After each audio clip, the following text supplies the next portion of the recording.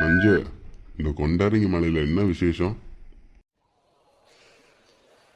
அங்கே மலை பெரிய மலையாக இருக்குது. அந்த மலையை ஏறி போகணும். ஏறி போனால் தான் நம்ம அந்த கோயிலில் நம்ம சுயம்பலிங்கத்தை பார்க்க முடியும்.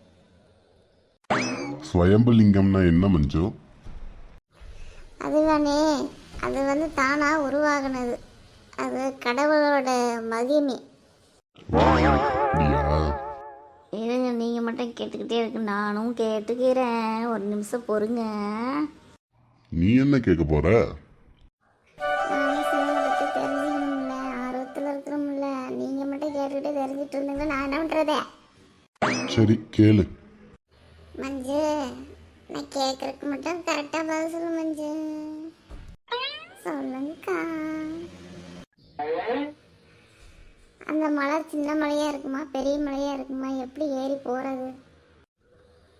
அது பெரிய மலையாக தான் இருக்குதுன்னு நம்ம சிவபக்தியோட நம்ம மலை ஏறணுமா, நம்ம சிவனை நம்ம அடைஞ்சிடலாம்.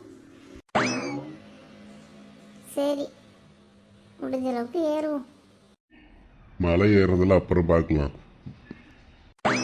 மலைக்கு போறதுக்கு முன்னாடி, அதுக்கு முன்னாடி ஏதோ பீச் இருக்காமே, அங்க போயிட்டு போலாமா? அமராவதி ஆறுல போய் கீழே பிடிச்சி உன்னை தள்ளி விட சீக்கிரம். சரி வாங்க, பஸ் வந்துருச்சு, போவோம். இந்த ஆறை பாத்தியா எவ்வளோ பெருசா அழகா இருக்குன்னு? இதுக்கு பேர் ஆறு இல்லை, இதுக்கு பேர் கடல்.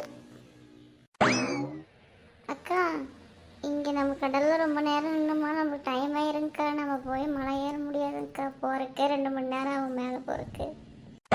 இரு, இப்பதானே வந்தோம், கொஞ்ச நேரம் இருந்துட்டு போவோமா? சீக்கிரமாக ஏறி போனால் தான் சாமியை பார்க்க முடிய வெளிச்சத்தில். காலையில் 10 விட்டு 11 மணி வரைக்கும் தான் இருக்கும்.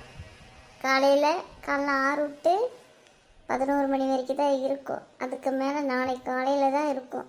இப்படியே லேட் பண்ணுங்கன்னா நைட்டில் போய் எங்கே போய் சாமி பார்க்குறதே? அட சரிம்மா, கொஞ்சம் 5 நிமிஷம் இருந்துட்டு போகலாம். அப்படியே பிடிச்சி தள்ளி விட்டு போவோம் மஞ்சள், நம்ம 2 பேரும் சேர்ந்து. என்ன சொன்ன? சரி வாங்க, எல்லாம் போகலாம்.